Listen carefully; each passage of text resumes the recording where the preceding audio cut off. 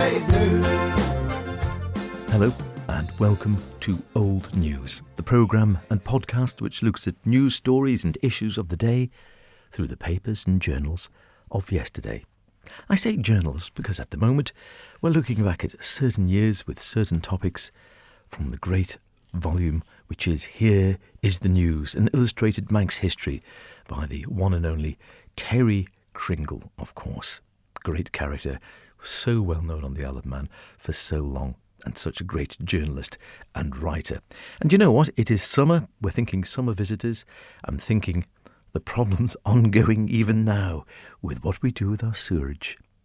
And, of course, government in the House of Keys. We take it for granted. They're all elected these days. I know people still an issue now, isn't it, the upper house? But, of course, 1866 was the year the House of Keys is to be reformed, as it was recorded in the news of the day. 4 centuries of self-election and autocratic rule previously.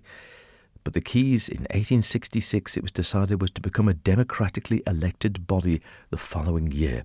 The decision made following a series of meetings between the Keys and the then governor, Mr. Henry Locke, who played a significant part in bringing about what the constitutional reformers hailed as the end of medieval control of the island's affairs and the start of a new and enlightened era of Manx history.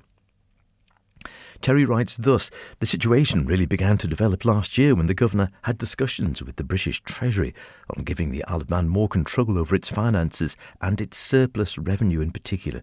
This was followed by long discussions with the Keys, and the outcome announced today is that the House will become elective early next year. In return, Tynwald will have control of Manx revenues, subject to a veto by the governor and the Treasury. Also agreed that the island should pay £10,000 a year to the British government for defence and other external matters. The Common Purse Agreement, I think, still pretty much going on. The present House will be dissolved on March the 16th next year. That would be 1867, just 12 months hence. This will enable free elections to take place the following month. Great credit is being given to the governor for his able and far-sighted part in the development, which the Keys have resisted for many years. I bet they did. But many observers date the real start of events leading to the change to 2 years ago. This was when Mr. James Brown, editor and owner of the Isle of Man Times, commented in severe terms on the undemocratic nature of the Keys and was called before the bar of the House, where he was deemed guilty of contempt and breach of privilege. When he refused to purge his contempt by way of apology, the Keys committed him to Castle Rushen for 6 months. This caused an uproar throughout Britain, and the illegality of the Keys' action was exposed in the Queen's Bench Division, which ordered Mr. Brown's release and awarded him £518 damages. A lot of money in 1866, I dare say, and also costs for wrongful imprisonment. The constitutional position of the Keys was undermined and has remained so since then. For next year's election, there will be 10 electoral districts, with Douglas returning 3 members, Peel, Ramsey and Castletown, 1 each, and Glenfaber, Michael, Ayr, Garth, Middle and Rushen, 3 each. Candidates will have to be owners of real estate worth at least £100 and personal property worth a similar sum. Voters will have to be males.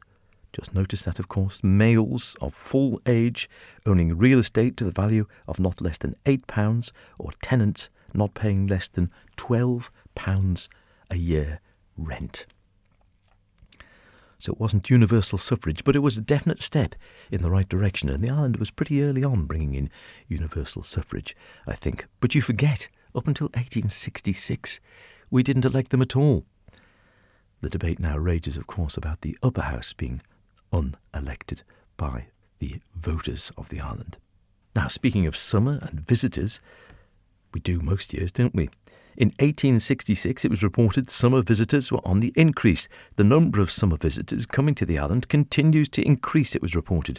There are now, wait for it, 50 to 60,000 a year coming to Manx shores. Not bad, eh? They arrive mainly on the Steam Packet Company service from Liverpool to Douglas, and they are not deterred by difficult landing conditions. The same then as now, it would seem. Nothing's changed. At low tide in Douglas, they have to be ferried to the shore by small boats because of the lack of harbour works.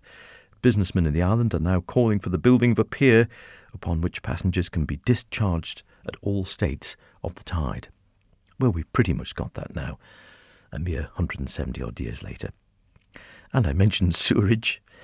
Goes hand in glove with lots of visitors, I suppose.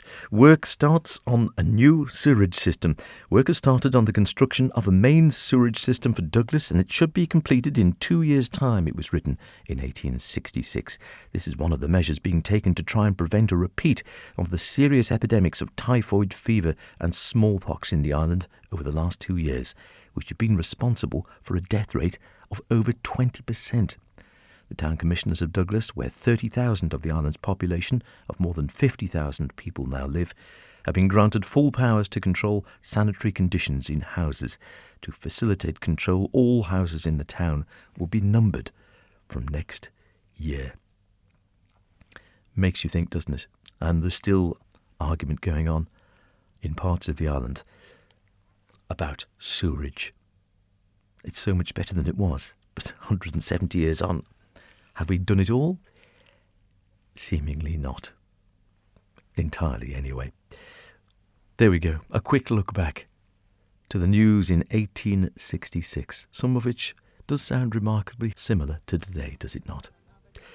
As we always say, it's all old news. See you next week. Cheerio. You're gonna be yesterday's news.